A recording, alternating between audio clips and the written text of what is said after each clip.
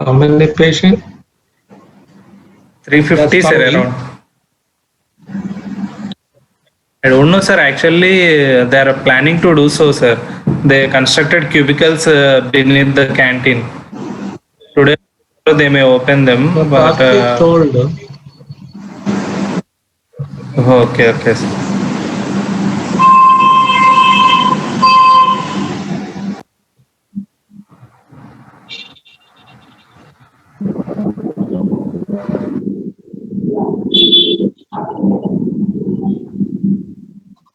Master allow screen sharing, no? Sir.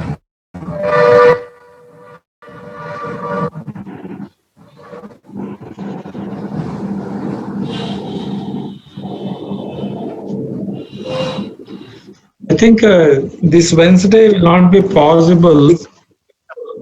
Okay, sir. Go to NIMS as examiner. No, Okay, sir. Huh? Okay, sir. Yes. And Saturday is the festival Vinayak Chavithi. Okay, sir. Huh? Okay, sir. Maybe next week off. Next week it will not be possible.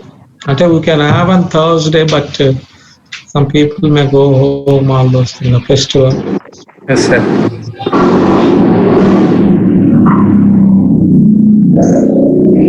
When are the exams, sir? In September, sir. September 3579. I think this month end afterwards we'll give a break in the September because exams they may be preparing all those things like that. Huh? Okay. Okay, sir. Once our college start, we can have it. If not starting, we will continue to have. Okay, sir. So, what will be the day? 15th. Today, 15th. So, I think 25th and 26th, 29th will have it. Subsequent week of the festival. Then we will give a break. I think Aditya Yes, and that Srinivas, let them keep all the records correctly like that. Yes, sir. We supervise those things. Yes, sir. Last year, and if they ask last before year also, that should be ready. Or I think we can make a presentation Yes, sir. in all those things. If the number are sufficient, then okay. The minimum 800 are there per year, na? Yes, sir. Huh? Yes, sir. We had 800, sir, last year. Minimum. So Yes. RF ablation, those things to little escalate the numbers. Yes, sir. Monthly 2, 3 like that. Yes.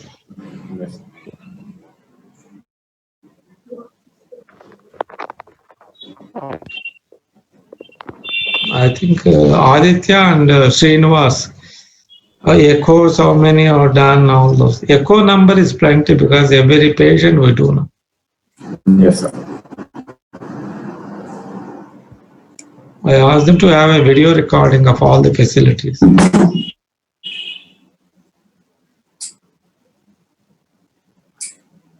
You tell Subbarao and Kiran. Yes.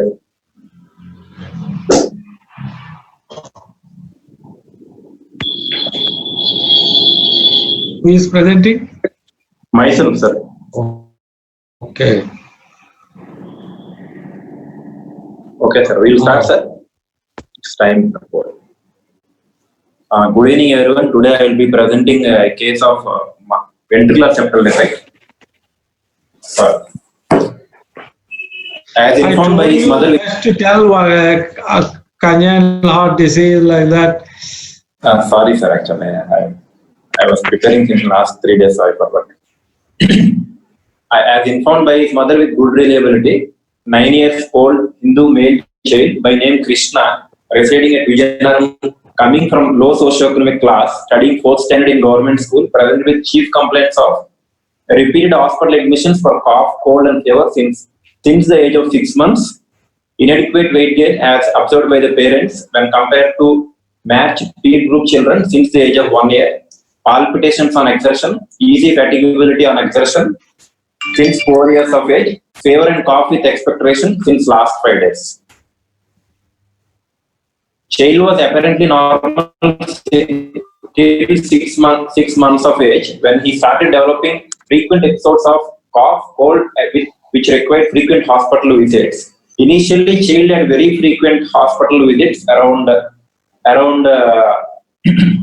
6 to 7 visits per month up till 2 years of age, which gradually came down with growth of the child, and now he requires around 3 to 4 hospital visits per year.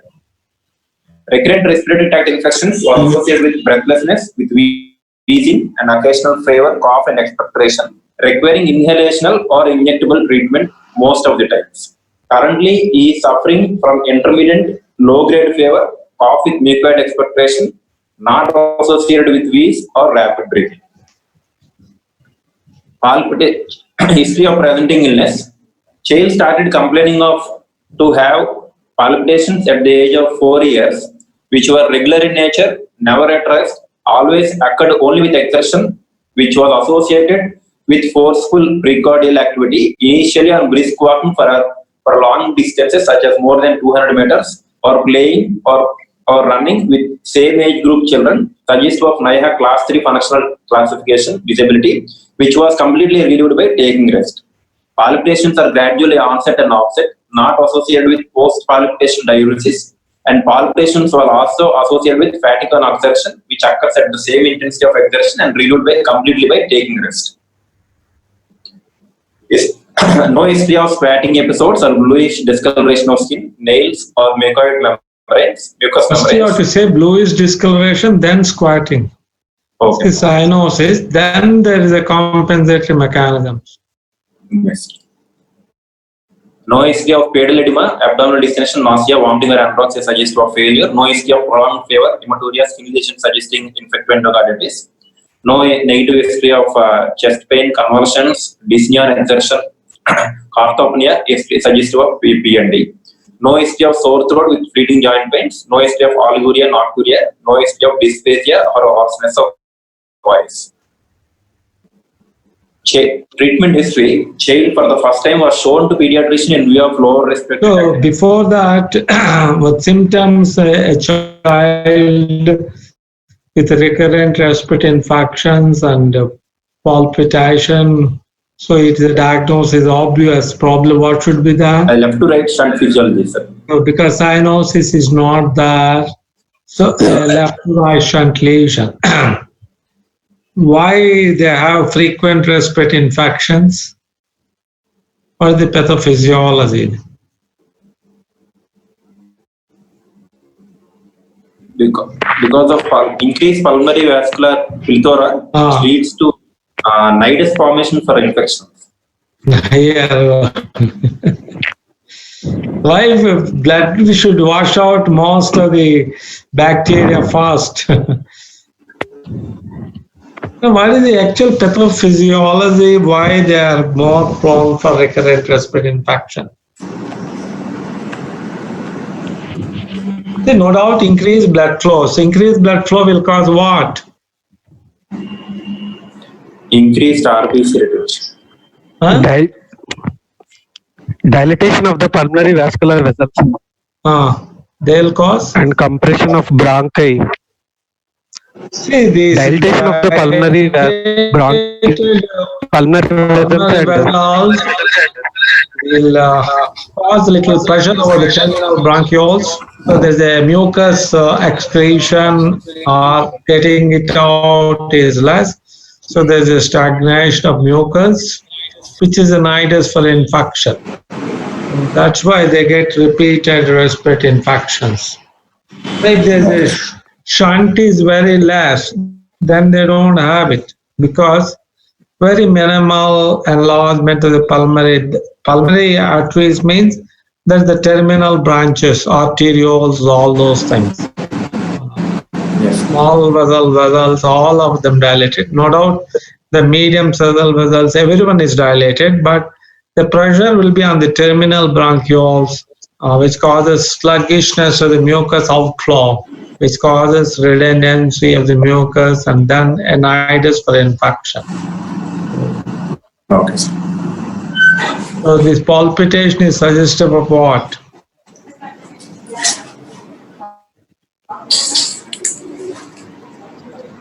What? It's an arrhythmia or it's an increased contractility. It looks more of a sinus tachycardia with an increased workload.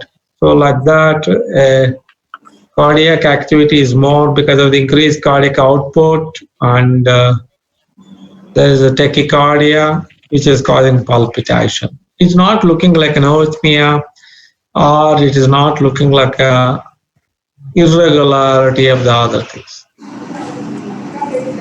Okay. So there is no history of failure.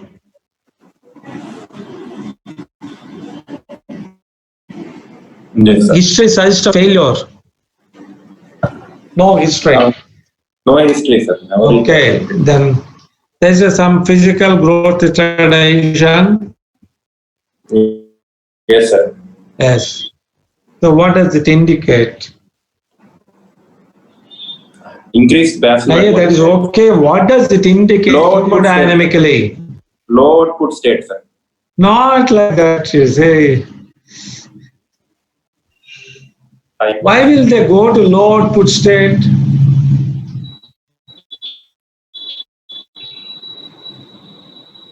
Unless they go develop severe pH. See that means the requirements are increased, no doubt, and it is not sufficient. It is not as low output. It is the relative decrease of the systemic circulation, so which causes little growth retardation. You understand?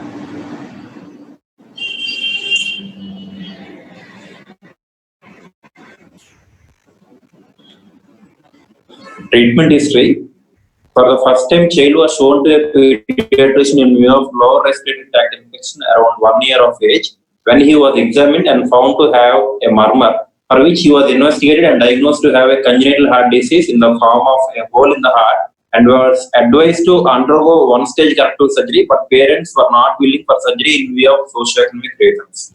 Patients were given oral medications which increased urine output and partially relieved the symptoms, and the child was completely on medical management till date and was non-compliant to medication since last 6 months. Okay.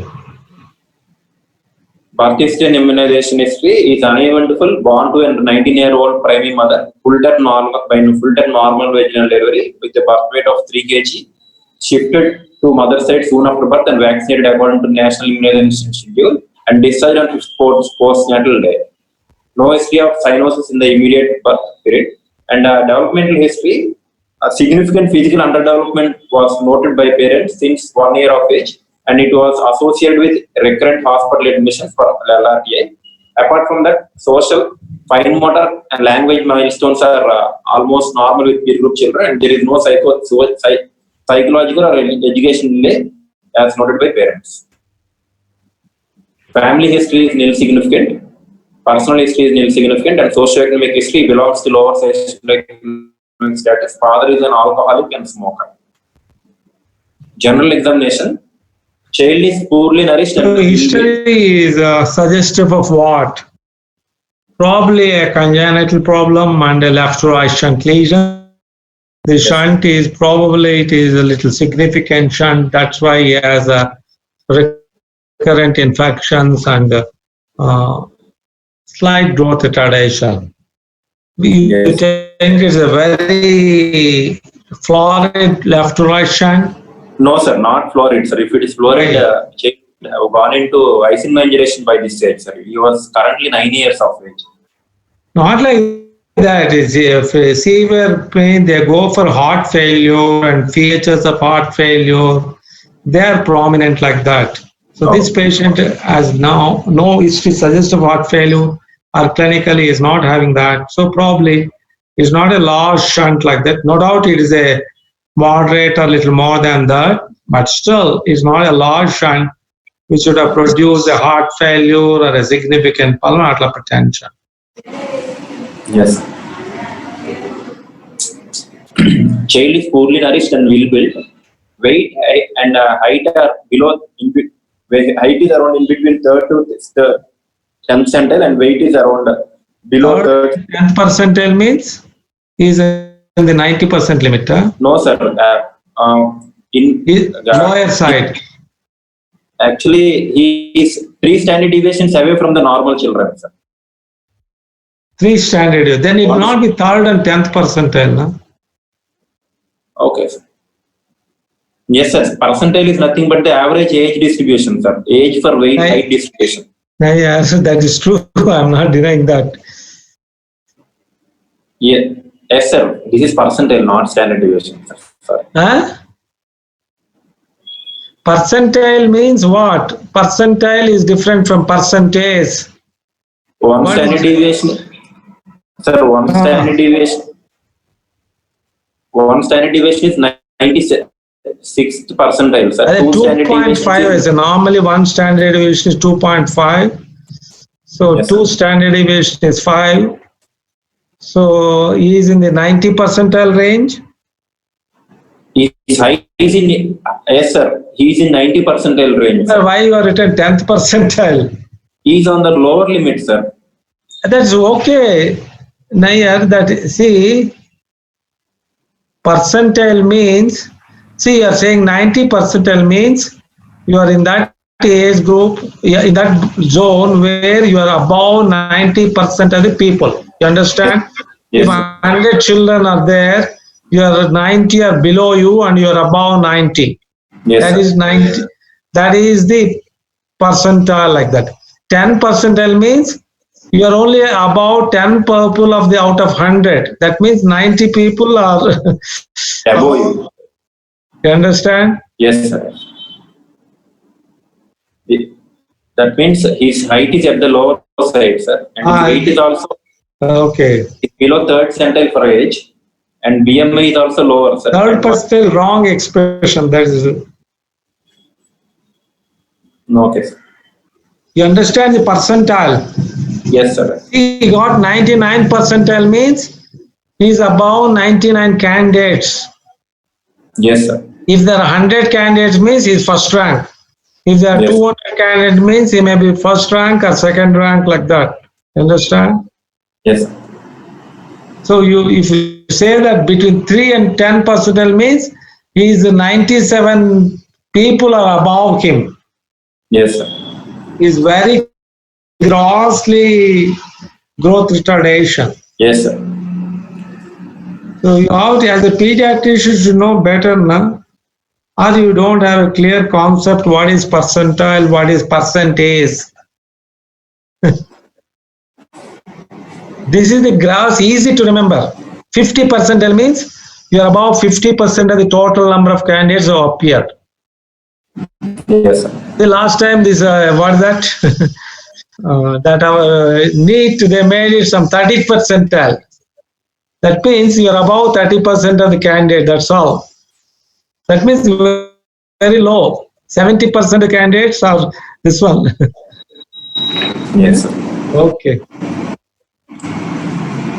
Medium circumference is around 11.5 centimeters, which shows that he is severely malnourished. His upper segment and lower segment are of normal proportions for age. And no features of dysmorphic faces, no abnormalities of hairline, neck, back, or spine, no pallor, ectras, cyanosis, clubbing, edema of feet, or lymphadenopathy. Temperature is normal by palpation. Pulse is around 100 per minute, regular with normal force, volume, tension, with rapid fall of pressure, and the pulses are bilaterally symmetrical with no radial or radiofemoral delay, with normal condition of arterial wall. Blood pressure is 108/64 in right upper limb and 98/60 in left upper limb and 116/70 in lower limbs.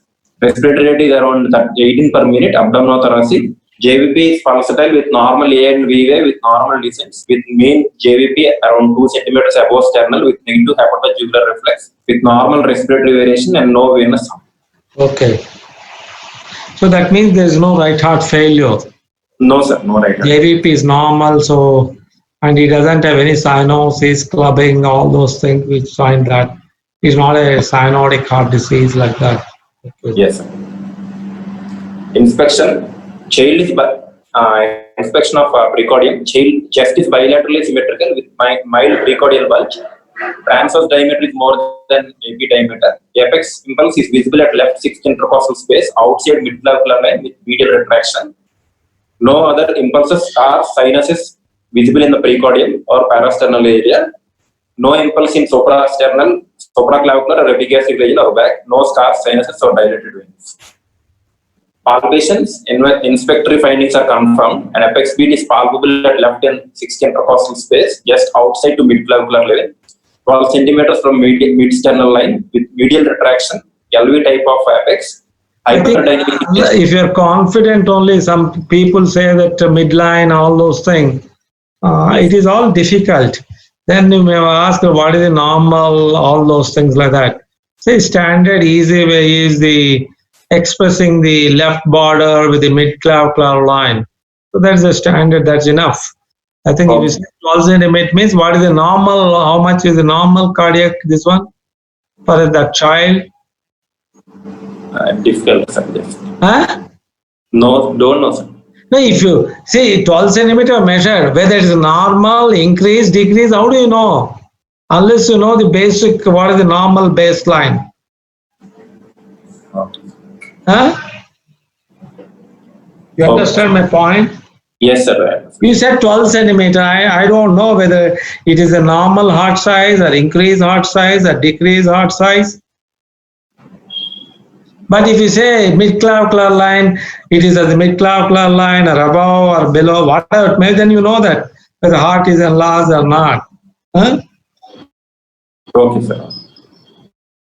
No, if you know the normal values, yes, you express. Okay.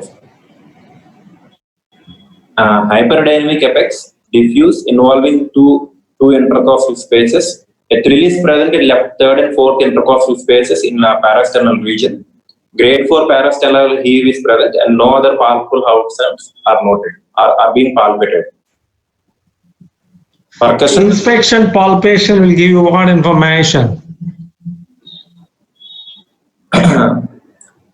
Type of apex, whether it is an LV apex. Yes, okay, you described what is the information you derived.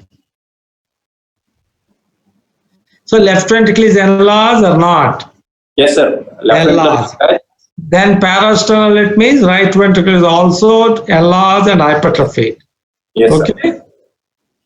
And definitely, there is any pulmonary arterial hypertension is there or not? Probably mild pulmonary arterial hypertension because parasternal lift of grade 2 is saying. So probably, say grade 2 out of 4 or 3 you write tell. Otherwise, grade 2 means how many grades? The maximum you are given, we don't know. Oh. So grade 2 out of 4 or 2 out of 3 or 1 out of 3, whatever it may be. Yes. Huh? Grade 2 out of 3, sir. 3. Okay, yes. You made it only 3. Okay. Mild, moderate, severe. Yes, sir. And definitely it is not a large. There is a thrill is there. Yes, sir. So what thrill? A restrictive VA. Naya, systolic, diastolic. Systolic thrill. Yes, sir. Okay. Percussion, upper border of levadoulus is marked in right 5th intercostal space, midclavicular line, suggesting sinusitis. Left heart corresponds to apex beat and right heart border is substernal. Left 2nd intercostal space is dull. An auscultation, S1 is normal, S2 is widely split with loud pulmonary component. S3 and S4 are not audible, no opening snap or ejection click. Cardiovascular examination for auscultation. In the neoaortic area, we A pansystolic murmur of grade 4 in intensity, best heard at left third and fourth Grade intercostal. 4/6. 4/6. 4/6 in intensity, best heard at third and fourth intercostal space in parasternal region, radiating to apex and base, harsh and medium frequency, plateau in configuration, best heard with diaphragm of stethoscope in supine position and at end expiration, decreases with isotonic exercise and increases with isometric exercise. Pulmonary area, an ejection systolic murmur of grade 2 intensity, grade 2/6 intensity, is best heard at left second intercostal space, which is short, crescendo, decrescendo, with early peaking, medium frequency, and not radiated into carotids. You see, best heard with diaphragm at end expiration. It increases with isometric hand grip and decreases with standing or valsalva or isotonic exercise. No other murmurs are audible. At the apex, a mid-diastolic murmur of grade 2/6 intensity, grade 2/4 intensity is heard, which was best heard at the apex, not radiating to any side. Short, without Diastolics are not graded by intensity. They are graded by duration. Duration. So you should say grade 2/4 murmur. Don't say intensity. Okay. Breast heard at the apex, not into any side, short with presystolic accentuation, low frequency, rumbling in character, and decrescendo in configuration. Breast heard with the bell of the step, with in left lateral position and at end expiration. Final diagnosis from ST clinical examination: it is a situs altus, levocardia, congenital isovenutic heart disease with increased pulmonary blood flow, most likely a prostriate fluid, left to right shunt, moderate size, restrictive interseptal effect, with moderate pulmonary hypertension, sinus rhythm without evidence of infective endocarditis, CCF, and currently in moderate size, and you say, why do you say restrictive? Sir, the intensity of murmur is very high, sir. Then see, restrictive means it's a very small VSD like that. It's less than moderate like that. Okay. Now, two are different terminology. You understand? Okay. Mild, moderate, severe is one expression. Restrictive or non-restrictive is another term. Yes. Restrictive means where it is a very small VSD, there's no pH, nothing, all those things like that. Yes. So you can don't say restrictive like that. You say moderate size ventricular septal defect, that's all. If you think small means, then you say restrictive, or sometimes you have some DORV, those things like that, then you may say that restrictive VSD in those situations like that.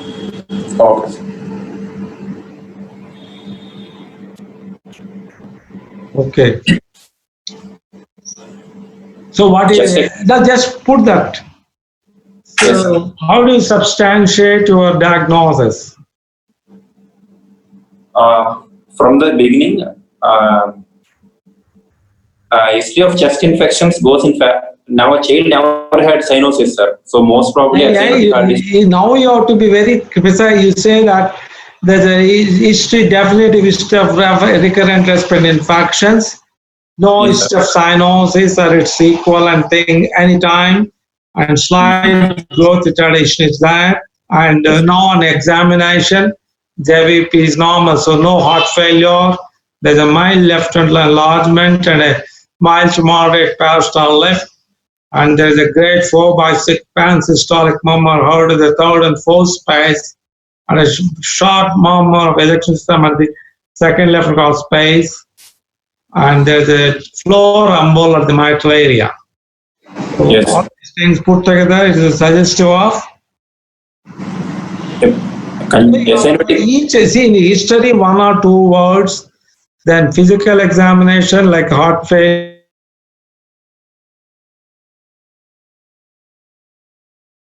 the chamber enlarged, and what sound or murmur and brief that you have to give as a sense. Yes. Then, because of all these findings, I feel it is a ventricular septal defect. Okay? Okay, sir. So the trill is there. So what are the other conditions you can think like that? A systolic trill at the left to left, third and fourth spaces, left side, parastral region. Tricuspid regurgitation, sir. Tricuspid regurgitation, okay. Will you have a trill?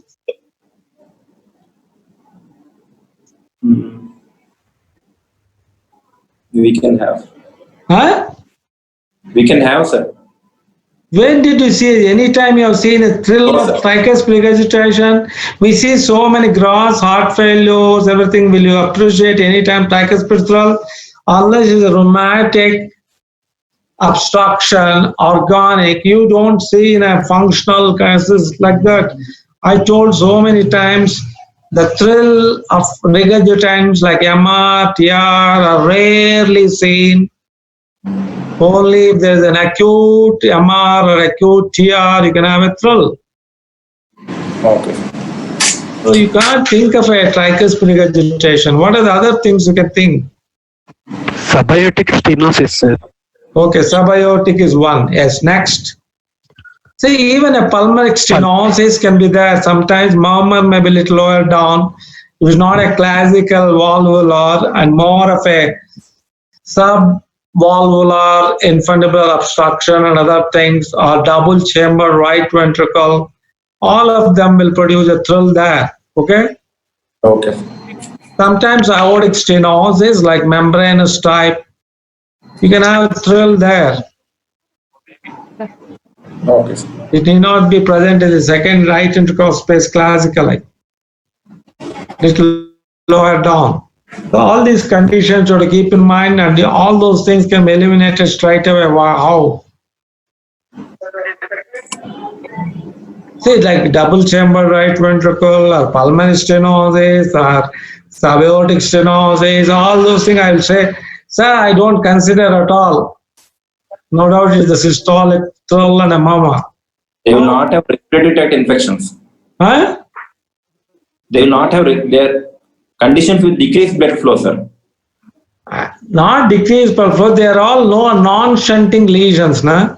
Yes, sir. So there is no shunt. There are recurrent respiratory infection, mild pulmonary hypertension, all those things point to the shunt. So, and also you had a flow murmur across the mitral wall. Yes, sir. So there is a definitely LV volume overload shunt. Either it can be a VSD or it can be a. Where do you get other? Where are the other conditions where you can get a mitral flow rumble? Mitral regurgitation. Huh? Mitral regurgitation. Shunt. See, PDA also LV volume overload. See, VSD PDA produce diastolic rumble at the mitral wall, whereas a tricuspid flow murmur is an atrial septal defect. That's a simple basic.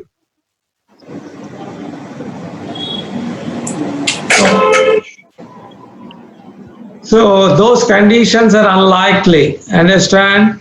Yes, sir. Okay.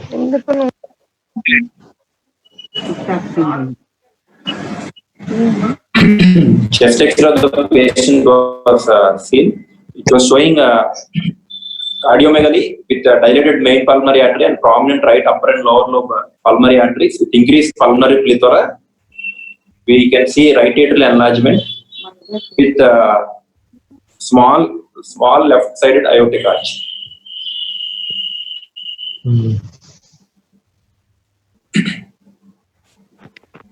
Left atrium. Put that X-ray. See, definitely left main bronchus is tilted up. So there's a left atrial enlargement. See, first you have to see, whenever you see, first you determine whether shunt is there or not. Yes, When sir. shunt is there, the next thing you have to see is whether LA is enlarged or not. I told last time also. So when there's a left ventricular volume overload, like left atrial enlargement and LV, either it may be a VSD or a duct. No. Whereas if it's a small LA, then you suspect it is a ASD. atrial level shunt. Yes. So how do you differentiate between VSD and a PDA? Aortic knuckle will be prominent, sir. Same, aorta is prominent in duct, whereas hypoplastic in VSD. Yes, sir. So that will show that probably it is more of a VSD from a chest X-ray rather than a duct like that. Understand? Yes, sir.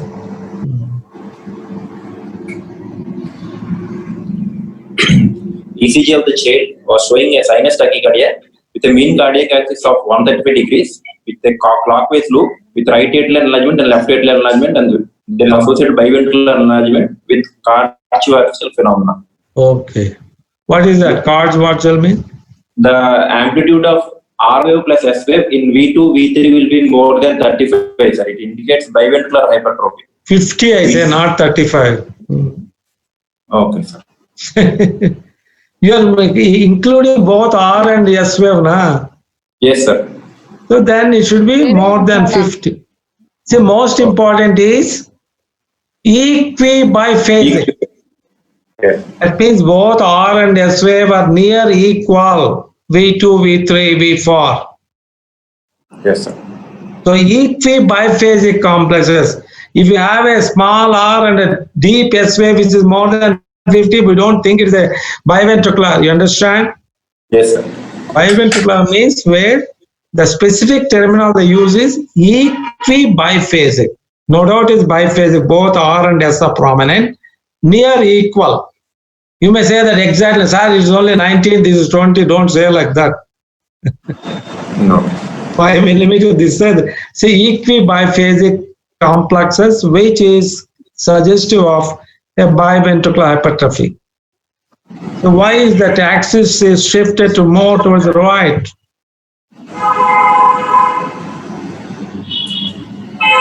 Huh? Axis is right now.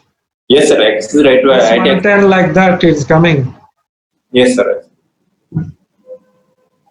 So what does it indicate? See, that means probably pulmonary arterial hypertension is little more than moderate or moderate like that. Yes. Because RV is also hypertrophied and all those things.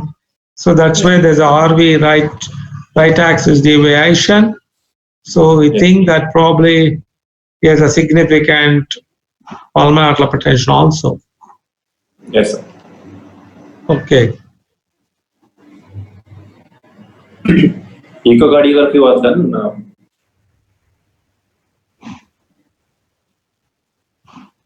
This is a parasternal long axis plane view.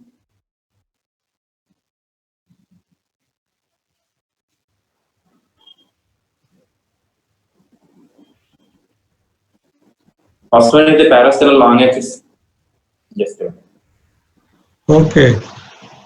First one is the parasternal long axis view showing a perimembranous VSD, which is around 0.5 centimeters, Okay. with no significant prolapse of aortic cusp or Freeze it.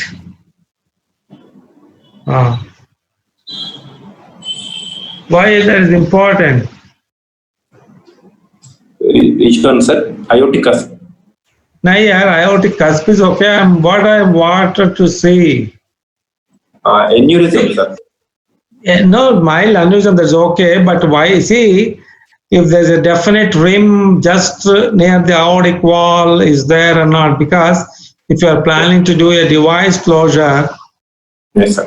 you have to be careful. Unless you don't have a rim there, otherwise you will be impinging on the aortic leaflet and produce damage like that.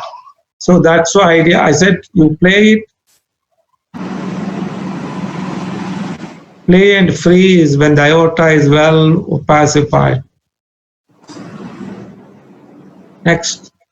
Now without color. 1 minute, sir. Yes. Now that you show. Yes. Okay. Not this one. Now you can see that. Okay, sir. Next frame.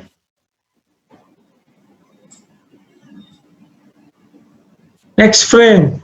Sir, 1 minute, sir. It will get stuck, sir. Again, it will take time.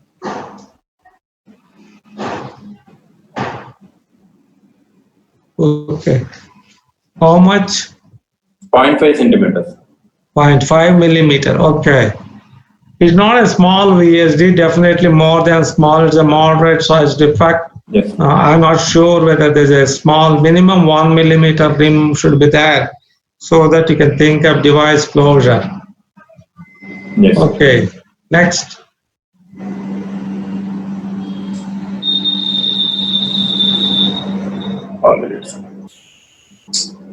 Next. Just a minute.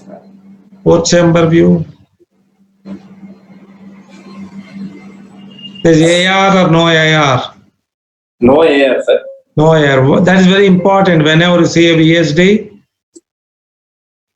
you have to look for associate AR like that. Okay? Yes, sir. Hmm. Hello, sir. Sir, just 2 minutes, sir. Some problem with my net connection. I'll just reconnect back, sir.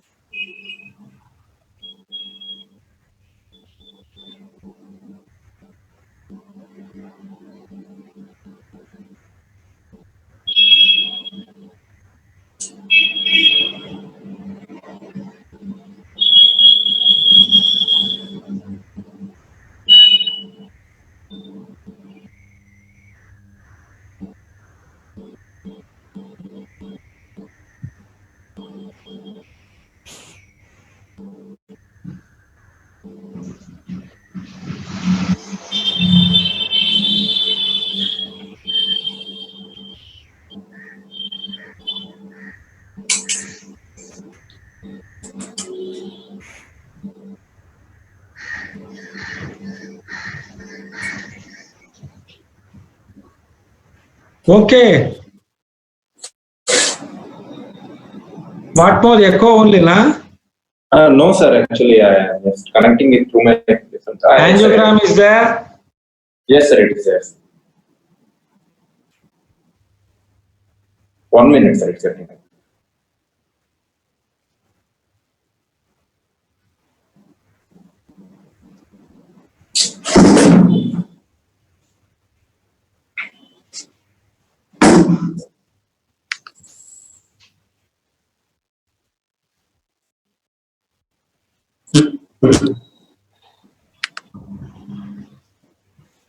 I will share it through my.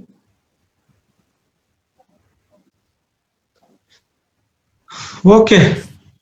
It's gone.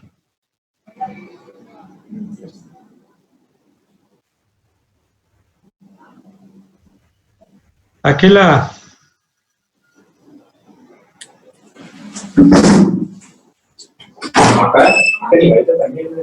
Sir, shall I start sharing, sir? Ashok, sir? Yeah. Please start sharing from my iPad. Please start sharing. Okay, sir. I have to again rebook it. Hello? Sir. I have to again reboot it or not necessary? Not necessary, sir.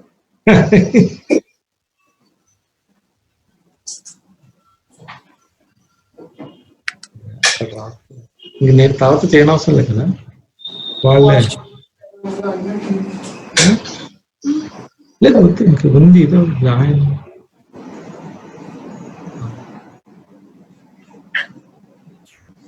Okay you tell otherwise Yes, sir.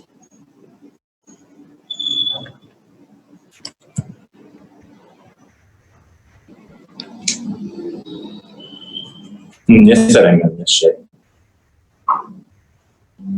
Mobile data connection.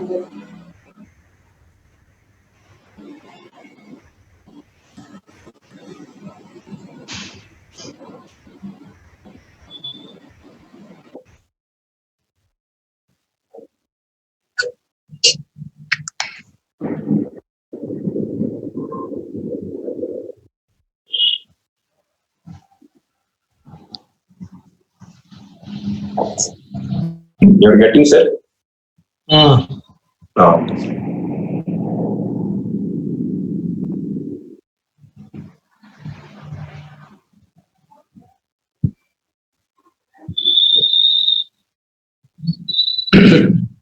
Apical 4-chamber view. Apical 4-chamber view are showing a perimembranous VSD, sir, of around 0.5 centimeters. I could not play the image, sir, because Okay.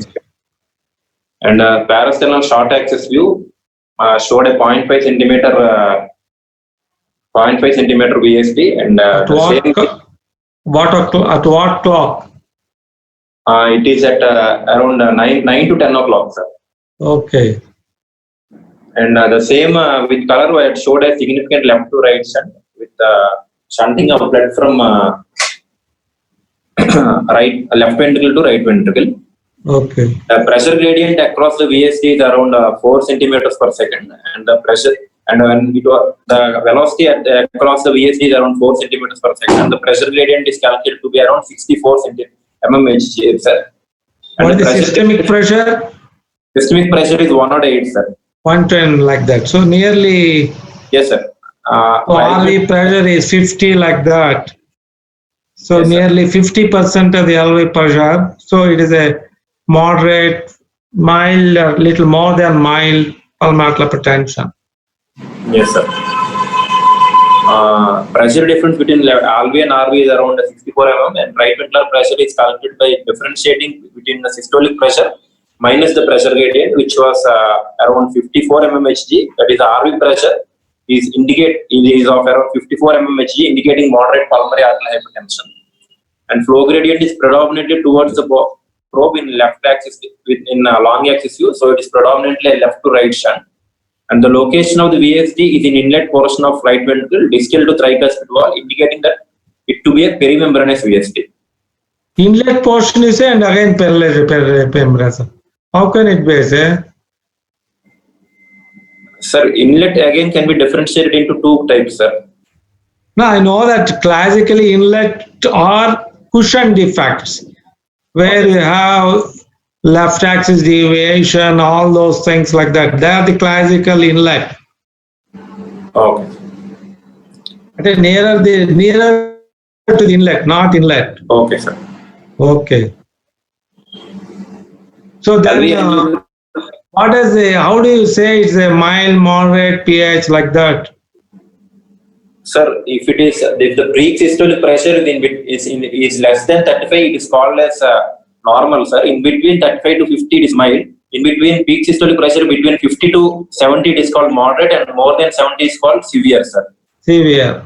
That is something. But what is the better expression? Mean pulmonary arterial pressure, sir.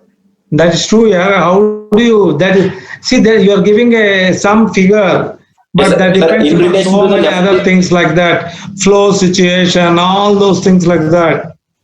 Yes. So the other method is compare RV and LV pressures. Yes, sir. You understand? Yes, sir. If RV pressure is 50% or less than that is mild. Okay. 50 to 75 is moderate, more than 75 is severe. Here it is 110, 120. So 50 like that. So probably 60 RV pressure. So it is probably mild, little more than mild pulmonary hypertension. You understand? Yes, sir. So pulmonary hypertension can be expressed. A better way is to compare. See, if the cardiac output is low and other thing, then it will not reflect correctly the gradient. So RV, LV ratio will give a better idea. Even surgeons, they see and check the systemic pressure, RV pressure, they measure, and if it's less than 50, okay, all right, our resection is sufficient, they think. If it's not more than that, they have to do infant blood resection, tetralogy, all those things like that. So that's one. But this is okay, assuming that cardiac output, everything is normal, all the objectives, yes, 50, 75, more than that is severe like that. Okay? Yes, sir. Next, angiogram is done. LV angiogram, 4-chamber view. Yes, sir. LV angiogram was done, and the view was showing a left-hander oblique projection with a pigtail catheter in situ and with the pass-through femoral road. It was showing actually I could not play this video, sir. It was showing a perimembranous single VSD of around size 0.5 centimeters with predominant left to right shunting is same. Okay.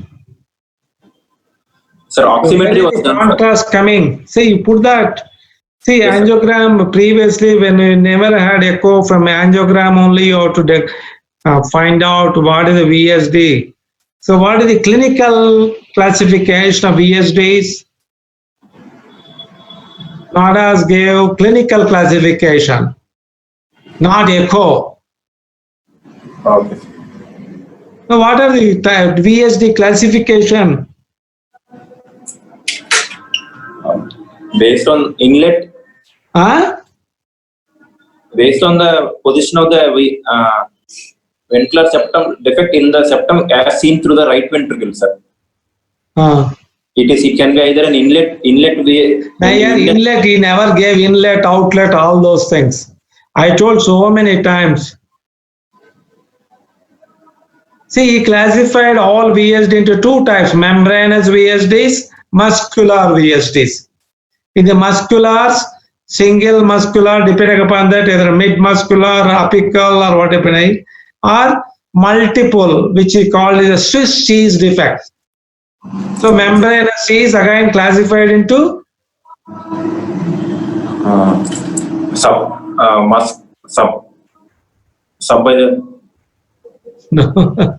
supracrystal and infracrystal. The supracrystal means, see, I told so many times that from the tricuspid wall and medial annulus, it goes to the outflow of the right ventricle, the crista supraventricularis. Yes. Crista is there even in atria like that, but this is a crista supraventricularis in the ventricle. So that is the one which is embryological also, that is maldevelopment. You have septal band and parietal band. If there is a malalignment, you have a large malaligned VSD, and then infant obstruction, tetralogy, all those things. So in supracrystal and infracrystal, if for current terminology, supracrystal goes more with a subpulmonic VSD. It is more towards the upper portion of the outflow. So it is more nearer to the pulmonary artery. So directly shunt goes from left ventricle to the pulmonary artery. That we call it as now perimembranous subpulmonic. So infracrystal is more of a subaortic, and the contrast, if you inject, the contrast will fill more of the right ventricular body like that. See, very little contrast is going to the pulmonary artery. Okay, sir. As a supracrystal, the contrast will go directly into the pulmonary artery, little less filling into the RV. So from angiogram, you can know whether it is a supracrystal or infracrystal. So this was the thing which was given by Von Prague, NADAS all these years. After the advent of echocardiogram, everything and analysis, this Anderson people gave a different terminology. Okay, probably what are those things you tell me? Inlet VSD, inlet VSD, trabecular VSD, and outlet VSD, sir. Inlet VSDs are again differentiated. One more is there, I think, no? So sinus VSDs are trabecular VSD. That is the classical muscular VSDs. See, correlating the old terminology and new terminology, sinus or trabecular VSDs are more of a muscular VSD. Where in the main distal portion of the septum and below the membranous portion septum defects are there. Now next, perimembranous. Perimembranous. Membranous portion of septum is there, no? Yes, sir. So nearer to that membrane, they called it a perimembranous inlet, outlet, and this one, like that. You understand? Yes, sir.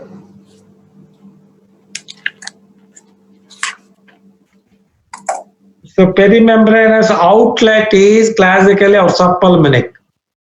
Perimembranous, which is more toward the body, is more of a classical perimembranous. Subaortic is our infracrystal VSD. Understand? Okay, sir.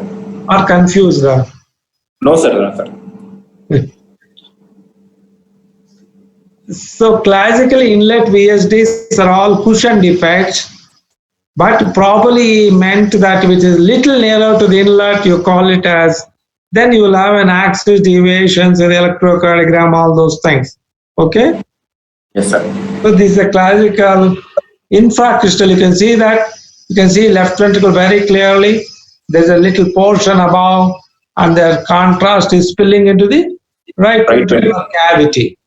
It is not going even a trickle into the pulmonary artery. Yes, sir. Okay. So clinical classification is NODAS. Yes, sir.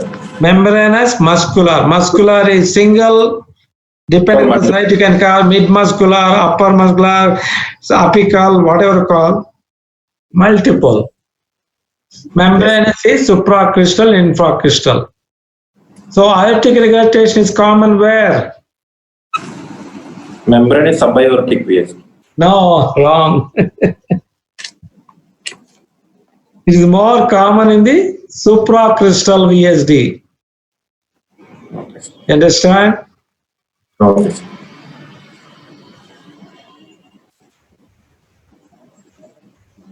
Now, if you take total aortic regurgitation 100 patients, Yes, sir. patients will have infracrystal only because the infracrystal VSDs are more common than the supracrystal or subpulmonic.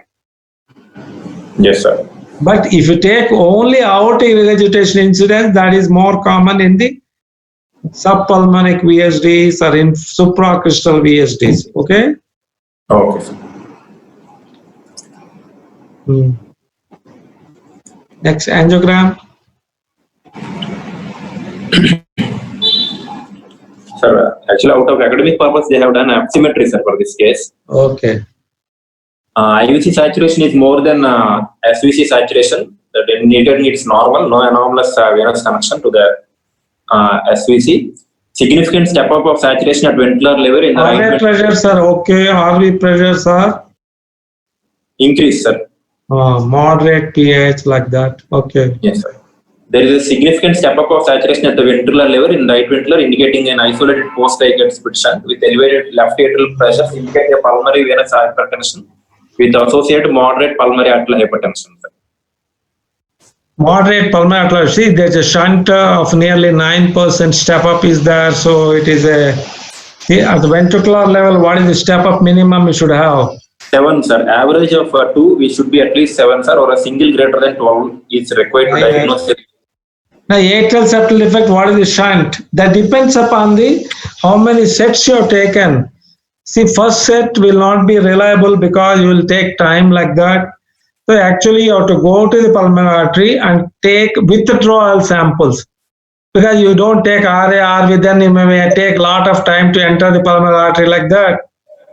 So whenever you take oximetry, you have to go to the pulmonary artery and take pulmonary sample, then come to the RV outflow, RV body, then come to the R88 mid-right O like that.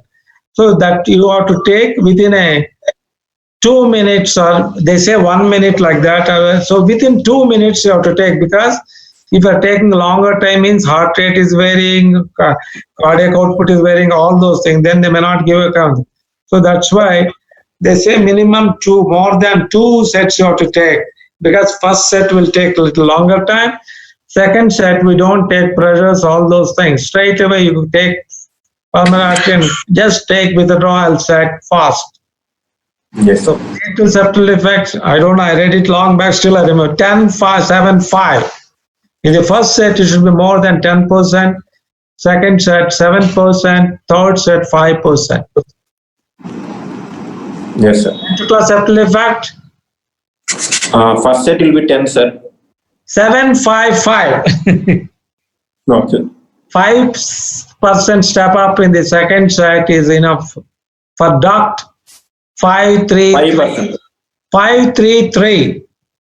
Okay. First set 5%, even if it's a 3% step up in the second set, because you're taking very fast, no time delay, everything, and that's why nowadays it's not reliable, because we don't have that oximetry testing mission. We send it to the ABG fellow, they will take so much time, and air will be there, and oxygen.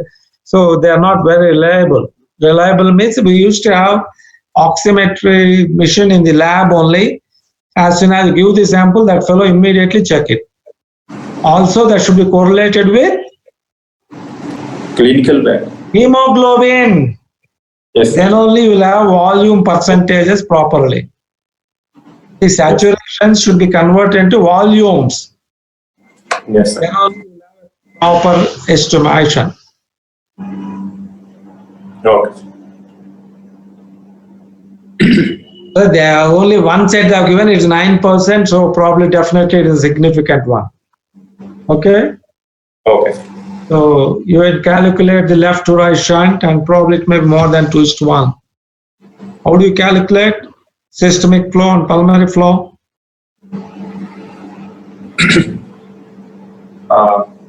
Flow, sir. Now, how did you calculate here? Okay, they have done it already. No, sir. I have just done it with that. Okay, All- good. Tell me. Here, FVC and is around 78, sir, 72, sir, and IVC is around So finally it comes to 75. 75, sir. Okay. QB to QS is calculated, sir, as iota minus mixed venous saturation. Sir, just a minute, sir. 1 minute.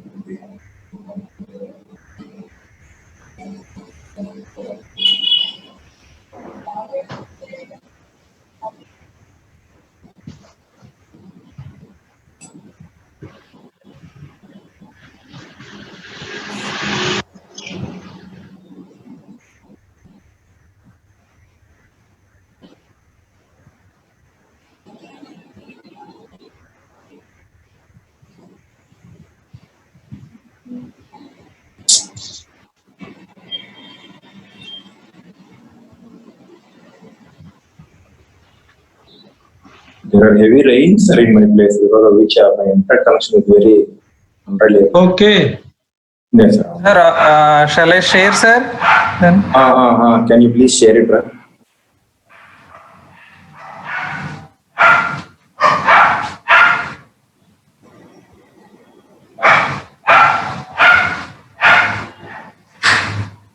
One minute, Masan, 1 minute. Just allow me to scale the screen, No, let him sir. share whatever it is. Okay. because this screen videos will not be there. You go to hemodynamic. Yes, sir. Masan, just stop that, na? 1 minute. Okay, sir. Just stop. It's coming on there. Thank you, Masan.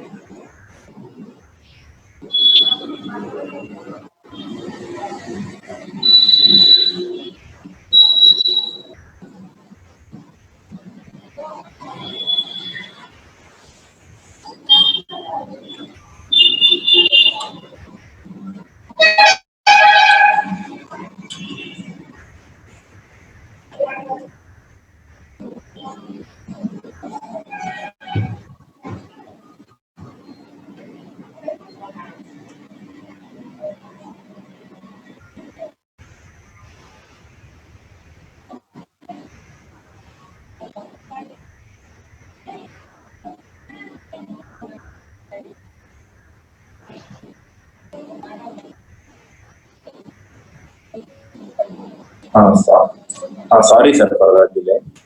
This is LV angiogram, sir. Okay. The aorta only filling, there's no pulmonary artery at all, very faintly filling afterwards. So this is a classical infracrystal perimembranous subaortic VSD. Okay. Mixed saturation is around 75%, sir, and QP to QS ratio is calculated, and it was around 96 is aortic saturation minus mixed venous saturation is around 72 by divided by pulmonary vein or aortic saturation of 96 minus pulmonary artery, sir. It's around 85. It was around 2.18, sir, QP to QS ratio. And with the above data, I had calculated pulmonary vascular resistance, systemic vascular resistance, pulmonary vascular resistance index, and pulmonary vascular resistance ratio to systemic vascular resistance ratio, sir, which are within normal limits, and pulmonary vascular resistance ratio to systemic vascular resistance is less than 0.3, sir. So it indicates 1.33 Wood units, huh? Yes, sir, it's a Wood unit, sir. Pulmonary vascular resistance mild increase only, near normal. Yes, sir. Systemic vascular resistance is 4 Wood units, and index is around 15 Wood units per meter square, sir. And final interpretation of oximetry data and CATS data is a large single left direction at ventricular level with QP to QS ratio of 2.18 with elevated pulmonary wedge pressure suggesting pulmonary venous hypertension with moderate pulmonary arterial hypertension, both the pre and post capital. Yeah, mild elevation, you do not call pulmonary venous hypertension. No, okay. LA pressure is how much? 12, sir, mean. Huh? Mean of LV diastolic how much? LV diastolic 16, sir. That's why I said more than 13. That's why I said mild pulmonary venous. Because 16 LV diastolic and diastolic. Okay, See, normally 12 to 13 is the lower limit of upper limit of normal. So same LV diastolic is LA pressure. LA will be pulmonary capillary pressure. Okay. Okay. So that's why he said mild pulmonary venous hypertension. Okay. Final diagnosis with history and after investigations. Situs solitus levocardia, congenital isolated heart disease with increased pulmonary blood flow. A post-AKS with left to right shunting, moderate size, restricted ventricular septal effect with QP to QS greater than 2. With moderate pulmonary arterial hypertension with in sinus rhythm without evidence of infective endocarditis or CCF. At present, currently I had class 3 functional classification. Okay.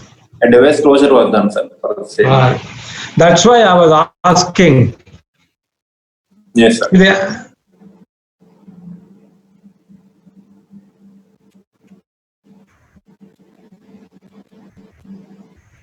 No, show that. Yes.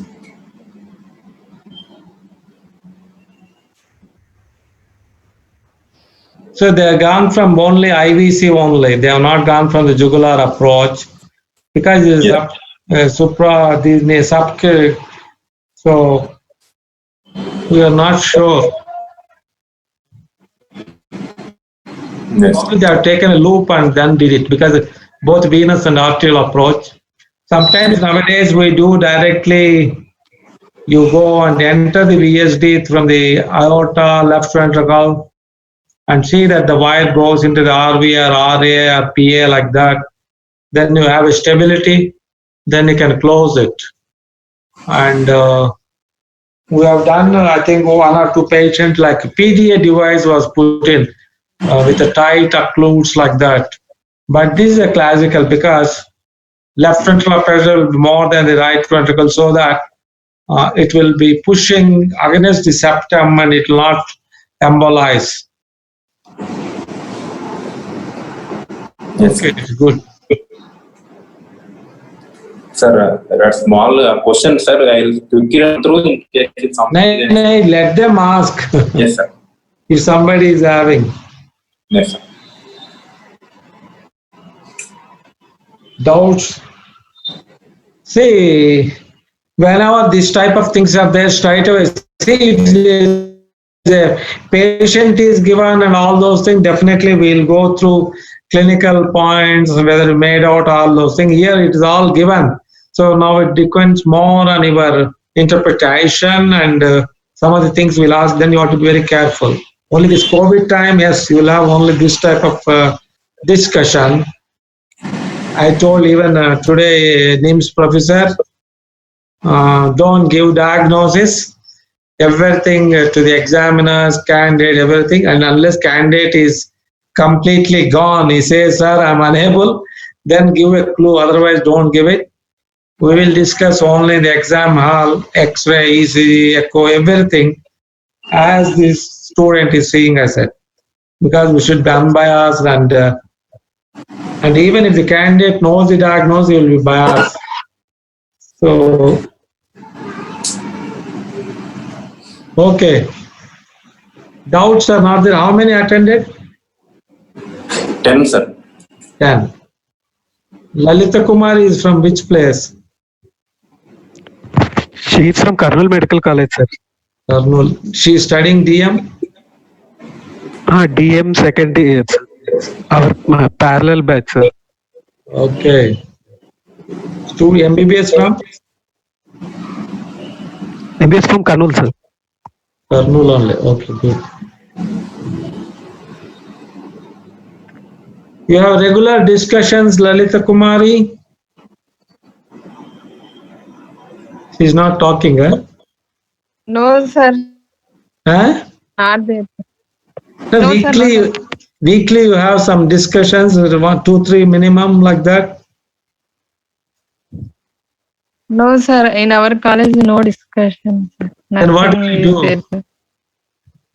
Only COVID duties. Now we are not that regular time. COVID duty is okay now. How many, In regular time, how many academic hours you have per week? 4 to 5, sir. 4 From to Monday 5. to Friday, sir. Yeah. Huh? 4 to 5. Monday to Thursday. Monday to Thursday, sir. 4 to 5 days, sir. Okay. What are the things? Huh? Sir, journal clubs and case discussion seminars, sir. Okay. Every week you have? Yes, sir. Every week regularly. Okay, good. We have 3 discussions. I used to take only 3 in Usmania also. Okay.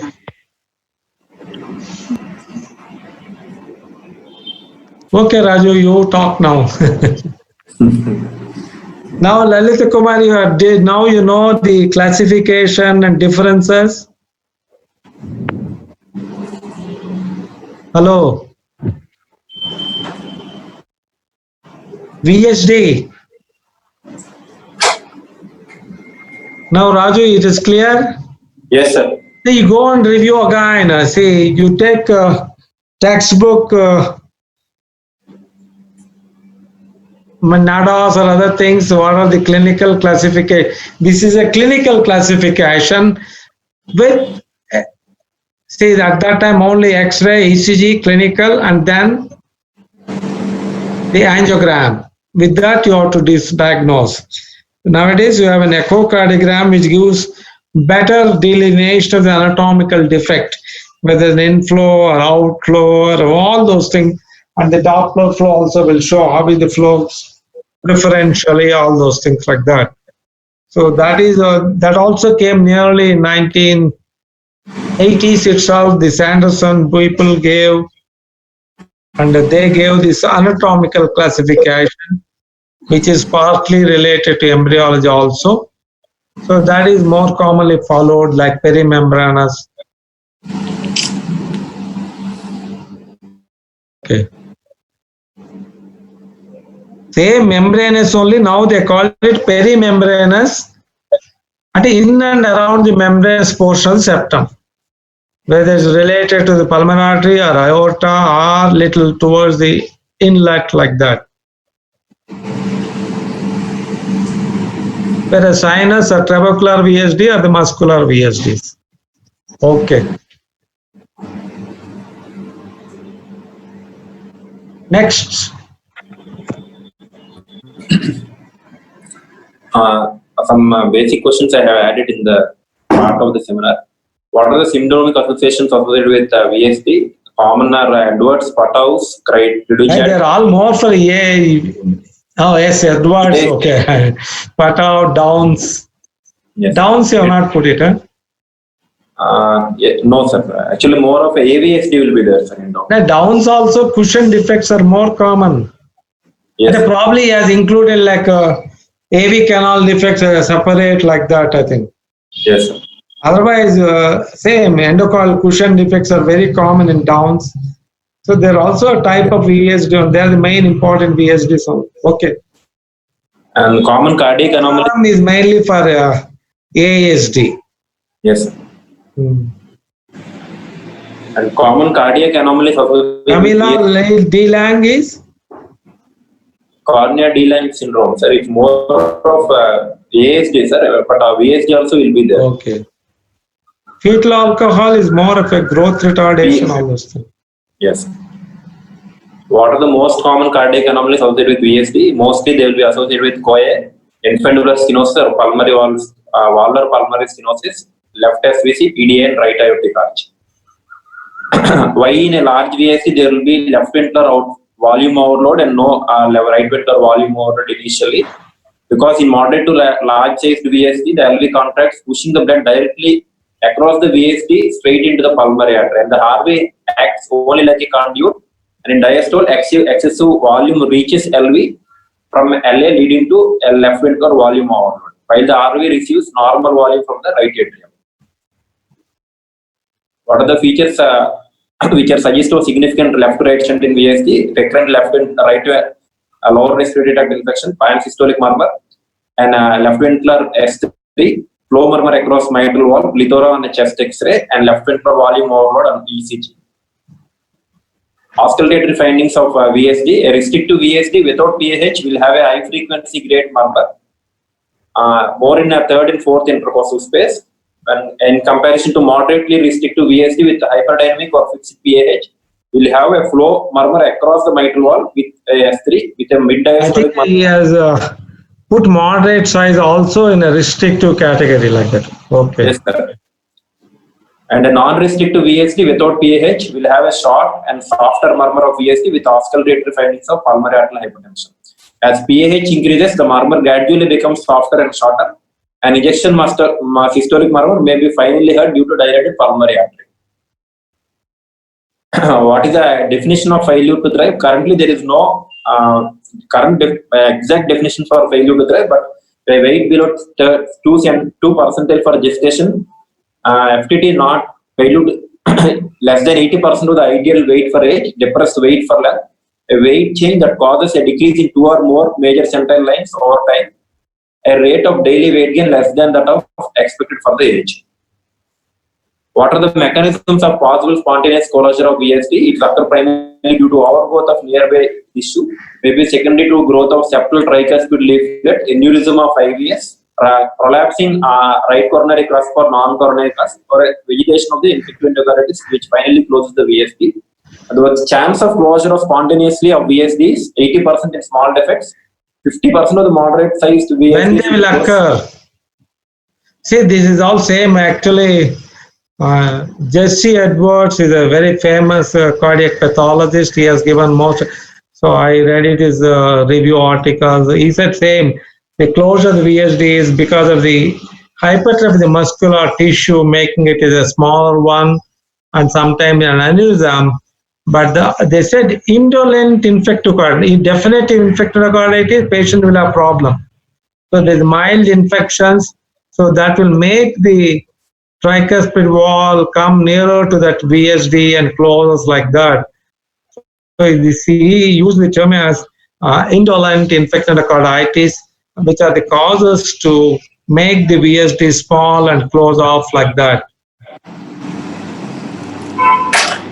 Yes. So small defects 80%. So what is the usual age of closure of the VSDs? When you should think that they are not unlikely to close? Sir, a muscular VSD will close mostly by 1 year, sir. If it doesn't close we can wait up to maximum of 5 years, and beyond 5 years it will not close, sir. If it is a perimembranous VSD, if it closes, it close maximum 90% of them will close by less than 1 year, sir. If it doesn't close by 1 year, there is high chance of they cannot be spontaneous. Normally they say 50 to 70% will close by 1 year, but by the age of 5 to 6 years, nearly 90% will close if they are going to be closed. That means small and moderate. Large VSDs will not close. Very unlikely. They may little decrease in size, but the total closure unlikely. So you can wait up to 5 years. If it's not closing, means unlikely to close. Yes. What are the clinical features that would suggest significant left to right shunting in VSD? Clinical examination history, different respiratory tract infection, dynamic precordium with wide split and loud P2. And Why chest you have X-ray. widespreading here in VSD? Yes, sir. Why? Because of increased pulmonary flow, sir. Then? Say increased flow and less systemic flow also. So aortic is coming little early closure, and pulmonary is taking a little late closure. So that's why you have a widespreading. So widespreading can be there with a normal inspirator variation in a VSD or a mitral regurgitation. Huh? Yes, sir. Okay. Chest X-ray showing large heart, small aortic knuckle, LV contour, and ECG showing Q waves in V5, V6, and V5, V6, and V4. Echocardiography showing with shunting greater than 2:1, celibate tricuspid mitral valve follows. And cath data showing a step up in saturation of greater than 7% at ventricular level.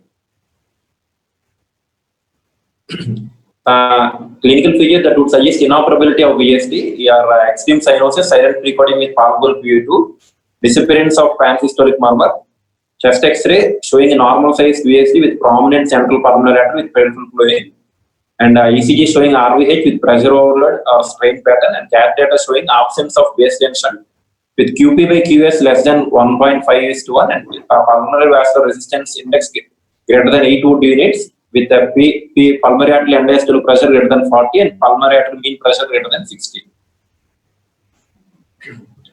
Early presentation of VSD usually indicates a large VSD, multiple VSDs, AV canal defect, and multiple associated shunts. And the site of murmur versus location of VSD is a perimembranous VSD. The murmur will be more in 4th and 5th intercostal space. A mid-muscular VSD will have a murmur over the mid precordium, and the outlet or subpulmonary VSD will have a murmur at left, 2nd, and 3rd intercostal space. And the features of post-atrial split shunter, early age of presentation when compared to a pre-tricuspid shunt, usually early pulmonary arterial hypertension, systolic murmur at the level, at shunt level, diastolic follow murmur at AV valve, and LV type of effects. And compared to ASD, VSD presents early because intra-uterine development of shunt in VSD and volume and pressure overload are not dependent on the RV or the pulmonary complaints unlike in ASD. Chest X-ray of VSD versus with mild PAH and severe PAH.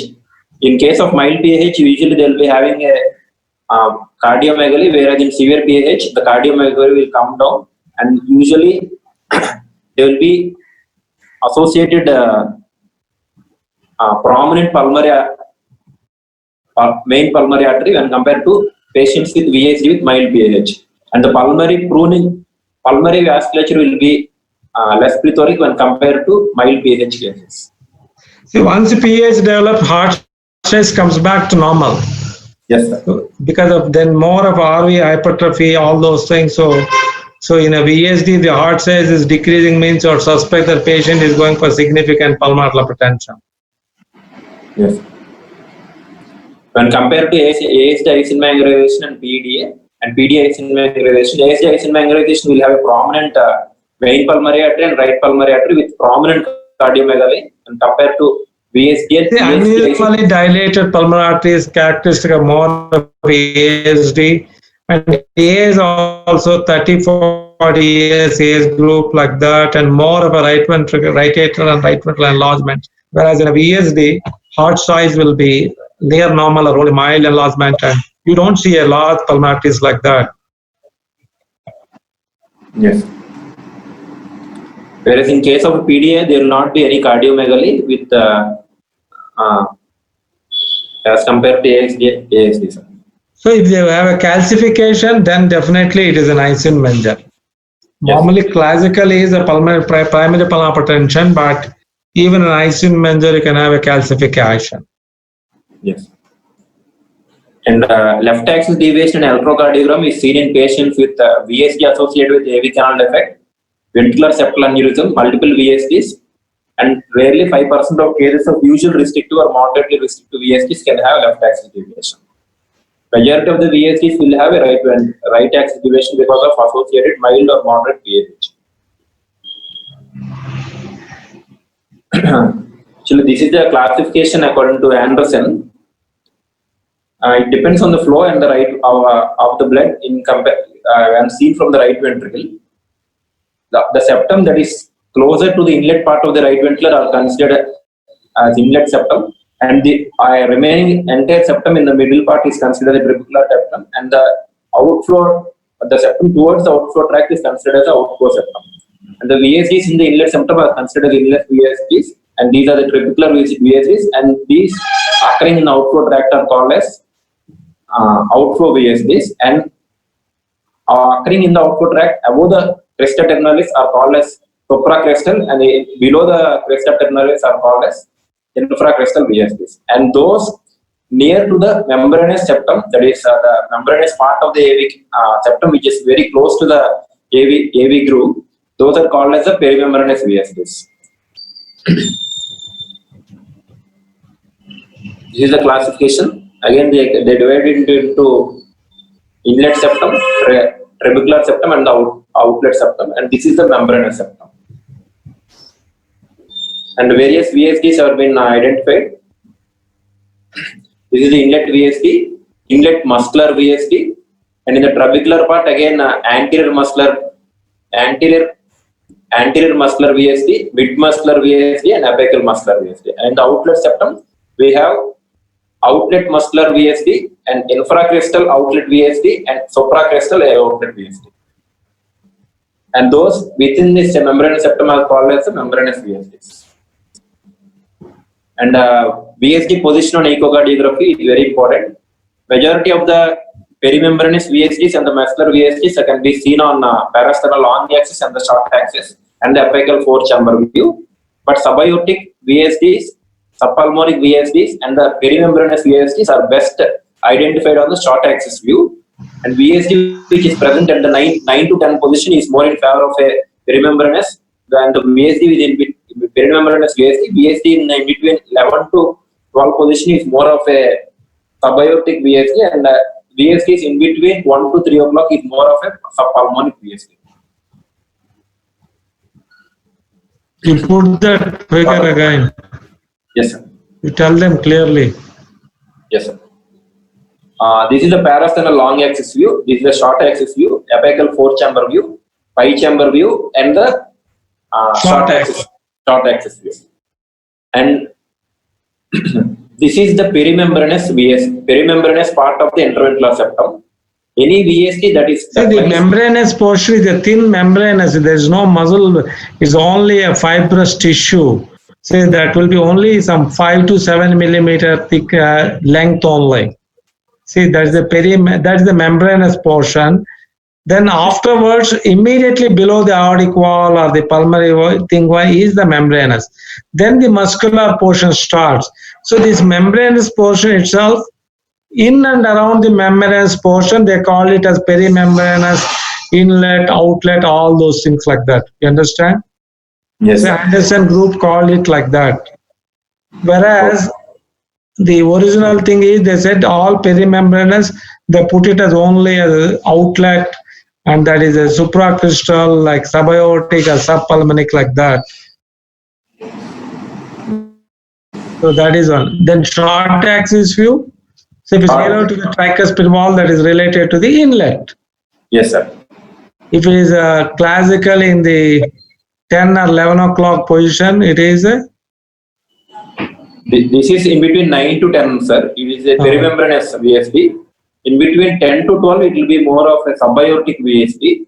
In between 12 to 2, it will be a subpulmonic VSD, sir. Okay. And perimembranous VSDs are best seen in long axis view as well as the apical 5-chamber view, whereas muscular VSDs are best seen in short axis view, long axis view, and the apical 4-chamber and 5-chamber view. Inlet VSDs are best seen on short axis view and 4-chamber view. Okay. What are the indications of cardiac catheterization in VSD? The VSDs with indeterminate hemodynamic significance, VSD with pulmonary arterial hypertension to measure pulmonary and systemic vascular resistance and cardiac index, VSD with DORV or PS, associated AR or multiple VSDs. Vasodilator reversibility testing is required when mean arterial pressure is greater than 40 mmHg, where pulmonary vascular resistance greater than 8 Wood units, and ratio of pulmonary vascular resistance to systemic vascular resistance greater than 0.5.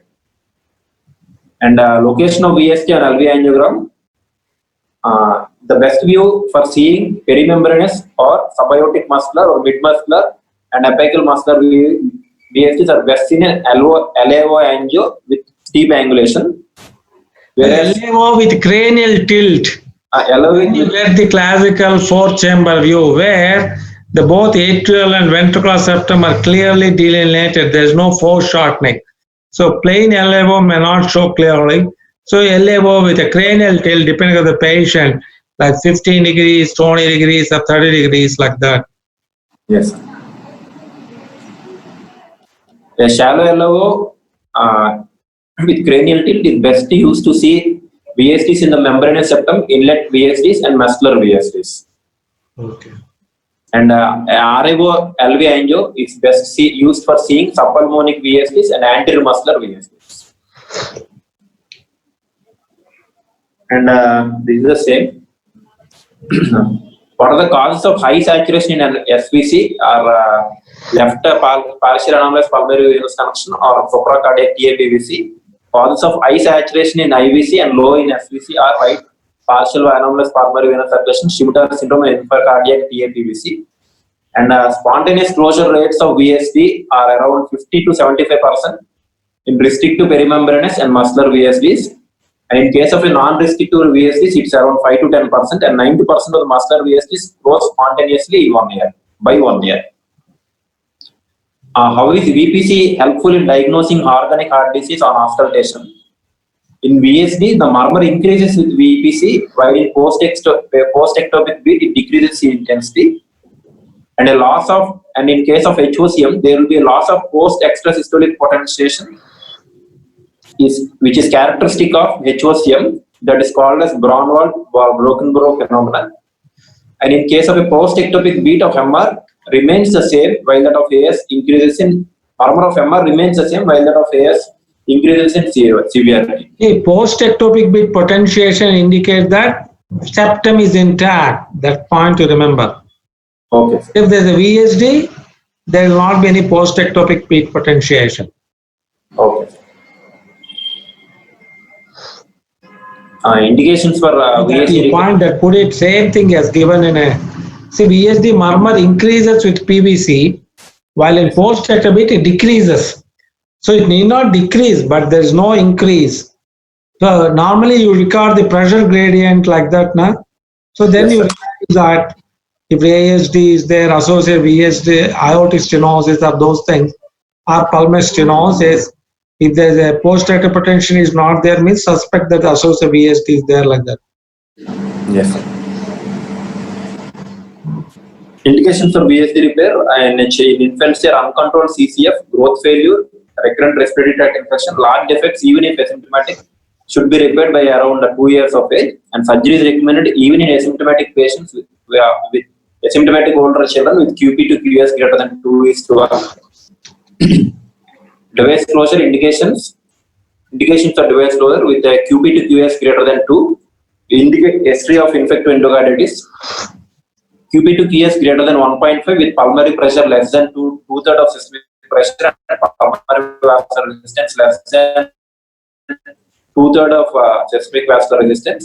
Criteria for device closure of VSD: Majority of the devices are used to close moderate and small size VSDs with root surrounding margins. In case of a perimembranous VSD and inlet VSD, we should see that the margins are not near the conduction system. And in case of perimembranous and inlet VSDs, at least 1 centimeter they should be away from the margin, should be away from the aortic wall. The common devices used are Raskin device, Ablazer device, and Kamshat device. And the VSD should not be closed in case if there is Eisenmangerization, if there is associated palliative surgery like Senning's operation. In case of TGA with intact septum with LVOT obstruction, and in case of DORV or TGA with VSD or PS with restrictive VSD should not be closed and should be enlarged in anterosuperior direction. And surgical management, surgeries should always be done as early as possible from the point of view of regression of pulmonary arterial hypertension, but the competence of the center should always be kept in mind. And direct closure of VSD without any patch is done in a mid-muscular VSD that is less than 4 mm. And VSDs are not closed directly in case if there is a perimembranous VSD because the conduction system tissue is very near to the defect. In case of outlet VSD, because the AV valve may be distorted if it is not closed carefully. In case of inlet VSD, where conduction abnormalities can occur with associated conduction system injuries. The common material used for surgical VSD closure are double wall of Dacron, pericardium, or PTFE patches. Thank you. Okay, good. You have covered most of the thing. Okay. Even surgical indications, all those things. Yes.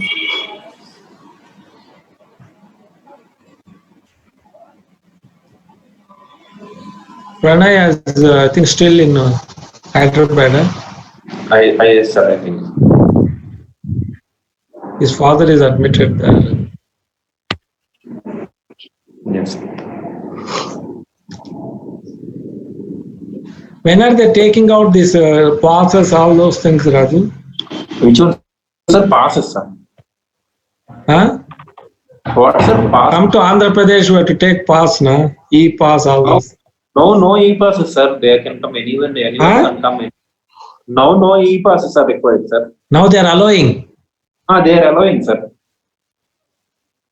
You're sure? Yes, sir. Coming My from sister came, Hyderabad. sir. Yes, sir. My sister came recently, sir, from Hyderabad only. Actually, she came via flight, sir. They asked her, they're randomly taking some people and they're sending for COVID testing. That's all. I think Mastan had come, sir, from Vizag, from Hyderabad recently. Mastan came, sir, from Hyderabad. Around It came by car. Okay, sir. My sister came by flight, sir, but they did not You ask said some fellow is there in our flat, I'll find out, is it? who, sir, Pranay. Some airport, somebody is there. My sister came, sir, they did not ask her anything. In Hyderabad, they asked her to just show e-pass, sir. Are they e-pass? Yes, sir. That will come within 1-2 minutes, sir. Just you need to register for it, sir. I don't know how to do for that. I'll just find out, sir. How to. Why, sir, you are coming from? You can do it and send it to me, na? Yes, sir. I'll just see if I can do it. Still time is there after the theory exam. Okay, sir. I will do it, sir. At that time, they may take it out, I think. Yes, sir. Yes, sir. Mostly they'll take it out, sir, at that time. Another 20 days like that, 2-3 weeks. Yes, sir.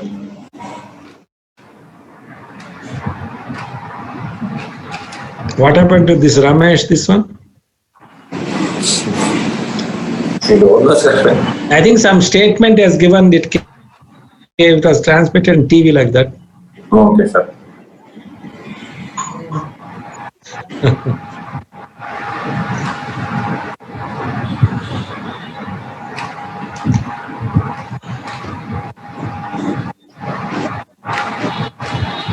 Now, private people, you worried to take COVID patients. Yes, sir. Why all this nonsense here? Huh? Yes, sir.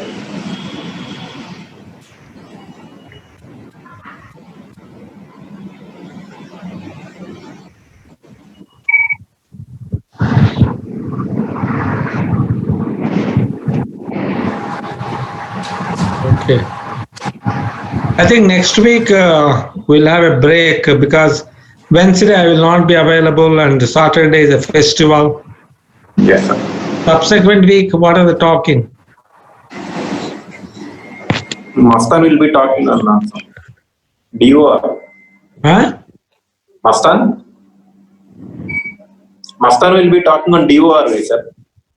DORV. Yes, sir. Okay. What? Anatomy. I will present a multivalvular heart disease case, sir. Saturday, sir. Multivalvular heart disease case, I will see. Saturday you present it. Wednesday seminar by Wednesday, Mastan. I'm speaking on DORV, sir. Okay.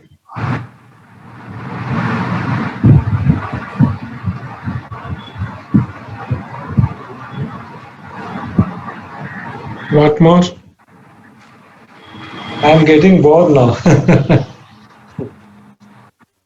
These 2-3 months I was studying along with my daughter. Now it's not there. I wanted to write USMLE. After reading those books, I can easily score very good score. Huh? Yes, sir. Pathology, all those things I just reviewed. So I got back what I read it when I was a student. We'll see.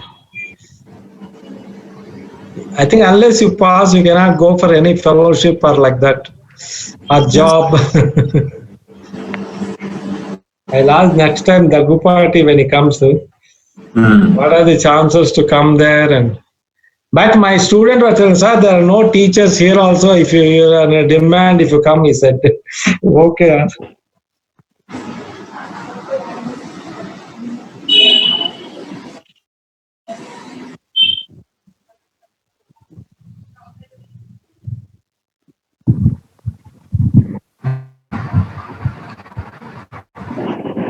Okay. Thank you all.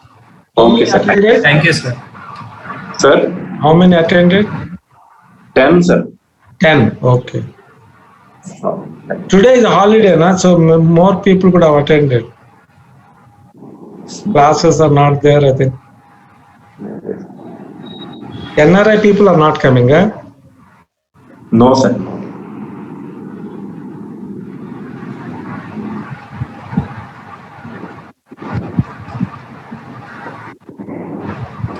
Okay. You're putting it in different groups, huh? Yes, sir. Just one day before you put it better, otherwise they'll forget. Yes, sir. Okay, Mastan. Okay, sir. Thank you, sir.